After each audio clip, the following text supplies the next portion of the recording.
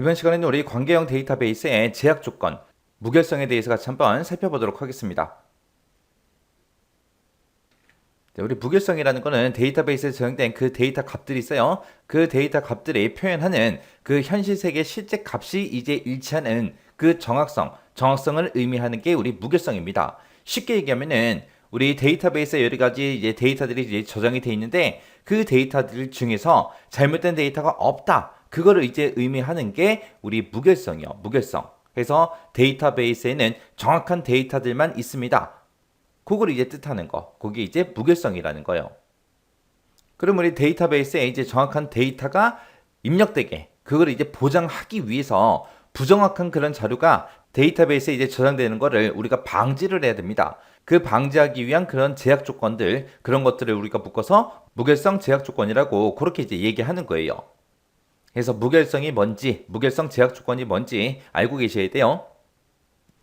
자, 우리 무결성의 종류에는 지금처럼 여러 가지가 있습니다. 개체 무결성이라는 것도 있고요. 참조 무결성도 있고, 우리 도메인 무결성, 그 다음에 사용자 정의 무결성, 그 다음에 널 무결성, 그 다음에 고유 무결성, 키 무결성, 관계 무결성하고 여러 가지가 있습니다. 자, 그럼 이제 요거 하나씩 좀 살펴보자고요. 자, 첫 번째 거 우리 개체 무결성이라고 나왔어요. 이 개체 무결성이라는 거는 기본 테이블에 보게 되면 이제 기본 키가 있겠죠. 이 기본 키를 구성하는 그 어떤 속성도 널값이나 중복값 이런 것들을 이제 가질 수가 없다. 그걸 이제 규정해 놓은 걸 보고 우리가 개체 무결성이라고 해요. 여기서 이제 널이라는 말이 나는데 이 널이라는 게 아무것도 입력이 안 된 그 상태를 보고 우리가 널값이라고 부르는 거예요. 만약에 우리가 어떤 필드에 들어가서 사이뛰기를 했어요. 그럼 그거는 이제 공백이 입력된 거죠. 그런 거는 이제 널이라고 표현 안 해요. 그래서 널이라는 거는 아무것도 입력 안 된 거, 공백이 됐든 뭐가 됐든 아무것도 입력 안 된 그 상태를 보고 얘기하는 거예요. 그럼 요 개체 무결성이 뭔지 좀 보자고요.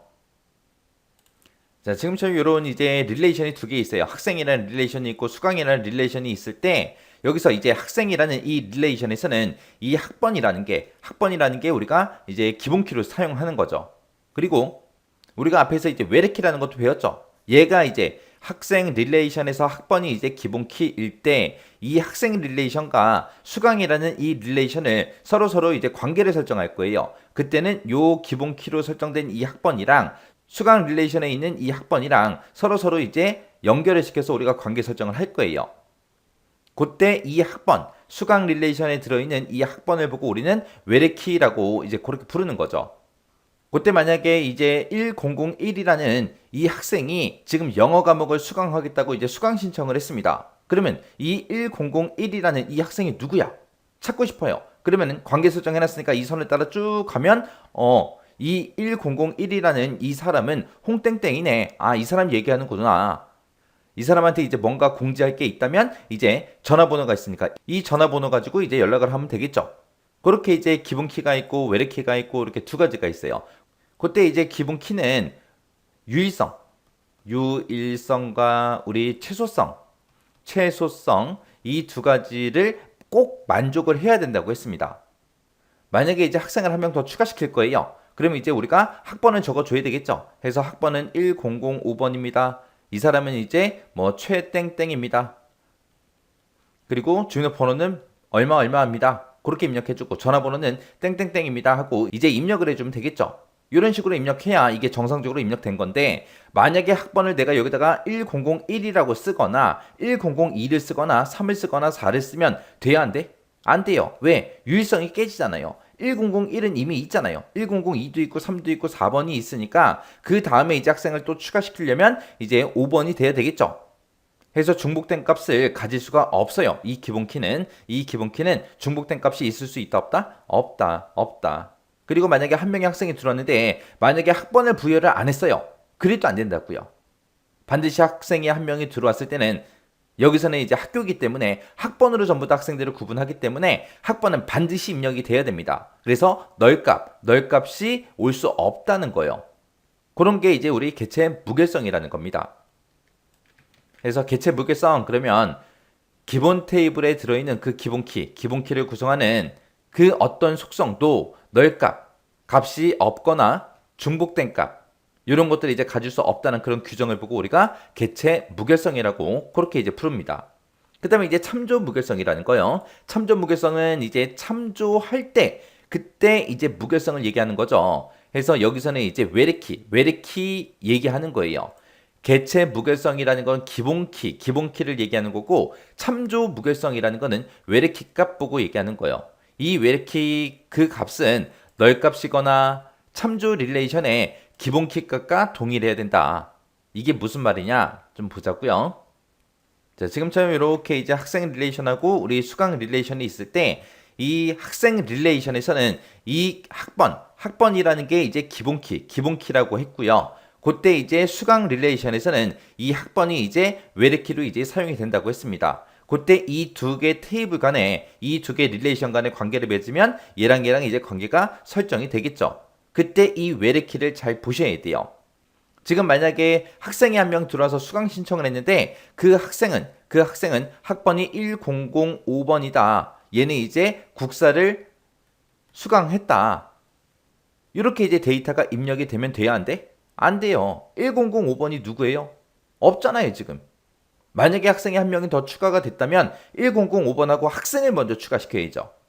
근데 지금 학생 테이블에는 1005가 없는데 지금처럼 이 수강 릴레이션에서 우리가 1005번을 추가시킬 수 없다라는 거예요. 그래서 우리가 수강 릴레이션 여기서 이제 학번을 추가시킬 때는 반드시 이 학생 테이블에 들어있는 이 데이터들 중에서 이제 하나를 반드시 입력을 해야 돼요. 이렇게 1005가 우리 학생 릴레이션에는 없는데 여기다가 이제 추가시켰다? 그게 이제 안 된다는 거. 아니면 만약에 수강 릴레이션에다가 이제 우리가 데이터를 하나 입력할 건데 학번을 입력하지 않고 여기다가 만약에 과학이라고 입력을 했습니다. 과학하고 이렇게 입력을 했어요. 그러면 돼야 안 돼? 이거는 또 돼요. 왜? 학번에 아무것도 없으니까 우리가 학생 릴레이션으로 뭔가 찾으러 가야 안 가? 안 가요. 왜? 뭔가 번호가 있어야 그 번호를 찾아주세요 하고 찾아갈 텐데 여기는 학번이 없기 때문에 찾아가질 않습니다. 이런 걸 보고 우리가 참조 무결성이라고 그렇게 이제 부르는 거예요. 그래서 참조 무결성이라는 거는 외래키의 값은 널값이 입력이 돼도 돼요. 그리고 참조 릴레이션의 기본키 값과 동일해야 된다. 널값이 이제 입력이 되거나 기본키로 설정한 그곳에 들어있는 그 값과 동일한 값만 입력을 해야 된다. 그게 이제 참조 무결성이요. 지금 여기 개체 무결성에서는 널값이 올 수 있어요, 없어? 없다 그랬어요. 근데 이 참조 무결성은 널값이 올 수 있다, 없다? 있다. 이거 헷갈리시면 안 돼요. 그래서 우리가 참조를 할 수가 없는 그런 외래키 값을 가질 수 없다라는 그런 규정을 보고 우리가 참조 무결성이라 그래요. 이게 뭐냐? 아까 우리 학생이 4명 있었죠? 1001번 학번 가진 사람이 있었고 1002가 있고 3이 있고 4번까지 있었죠? 근데 이 외래키 값에서 만약에 1005를 입력했어요. 그런 학생은 있다, 없다? 없다. 1005는 참조할 수 있다, 없다? 없다. 그렇게 이제 참조할 수 없는 그런 거는 우리 외래키 값으로 가질 수가 없다. 그 얘기예요. 이런 게 이제 참조 무결성이요. 자, 그 다음에 이제 도메인 무결성이요. 도메인 무결성 그러면 얘는 이제 주어진 속성의 값은 정의된 그 도메인에 속한 그 값이어야 된다. 그 규정을 보고 우리가 도메인 무결성이라고 해요. 이게 무슨 말인지 좀 보자고요. 자, 지금처럼 이렇게 이제 학생 릴레이션, 수강 릴레이션이 있을 때 만약에 학년이 입력된다고 생각해 보세요. 학년. 만약에 이게 이제 몇 학년인지 이제 입력을 할 거예요. 그래서 학년이라는 속성을 이제 추가시켜서 보자고요. 자, 여기다가 이제 학년을 입력할 때 뭐 1학년입니다, 2학년입니다, 3학년입니다, 4학년입니다 하고 대학교라면 이렇게 1학년부터 4학년까지 그렇게 입력을 할 수 있겠죠. 여기가 만약에 초등학교라고 생각해 보세요. 그러면 이 학년에 우리가 입력할 수 있는 값은 1학년부터 6학년까지 있을 거고, 만약에 이 학생 릴레이션이 만약에 고등학교나 중학교 거예요. 그러면 1학년부터 3학년까지만 그렇게 입력을 할 수 있겠죠. 해서 도메인이라는 거는 우리 입력될 수 있는 그 값의 그 범위를 보고 우리가 도메인이라고 부르는 거죠. 만약에 학년이 아니라 만약에 성별이라는 그 속성이 있어요. 그 성별에는 뭐 아니면 뭐만 입력해야 돼요? 남 아니면 여, 둘 중에 하나만 입력되게 그렇게 해야 되겠죠. 이런 걸 보고 우리가 도메인이라고 했죠. 만약에 성별에다가 가라는 글자가 입력이 됐어요. 그러면 안 되잖아요. 나라는 글자가 입력됐어요. 안 되잖아요. 다라는 글자가 입력됐다? 그것도 안 되잖아요. 여기는 이제 대학교이기 때문에 학년은 1학년부터 4학년까지만 입력이 되게 그렇게 이제 도메인 범위가 지정이 되겠죠. 그래서 5학년은 입력이 안 되게, 6학년도 입력이 안 되게 그렇게 이제 만들어 줘야 돼요. 그런 걸 보고 우리가 도메인 무결성이라고 해요. 도메인 그러면 우리가 속성값에다가 속성값으로 이제 사용할 수 있는 그 데이터의 범위 그걸 보고 우리가 도메인이라고 하는데 그 도메인에 속한 값만 우리가 입력할 수 있다. 그 규정을 보고 얘기하는 거고요. 그 다음에 이제 사용자 정의 무결성이라는 거요. 사용자 정의 무결성이다. 그러면 사용자가 정의해 놓은 그 제약 조건에 만족하는 그 데이터들만 우리가 입력할 수 있게 그렇게 이제 규정해 놓은 걸 보고 우리가 사용자 정의 무결성이라고 하는 거예요.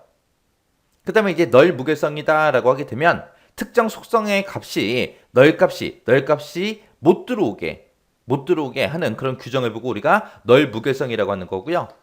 그 다음에 이제 고유 무결성이다 라고 하게 되면 고유 무결성이라는 거는 각 튜플이 갖는 그런 속성 값들 있죠. 그 속성 값들은 서로 달라야 된다. 고유해야 된다. 하나의 데이터는 고유해야 된다.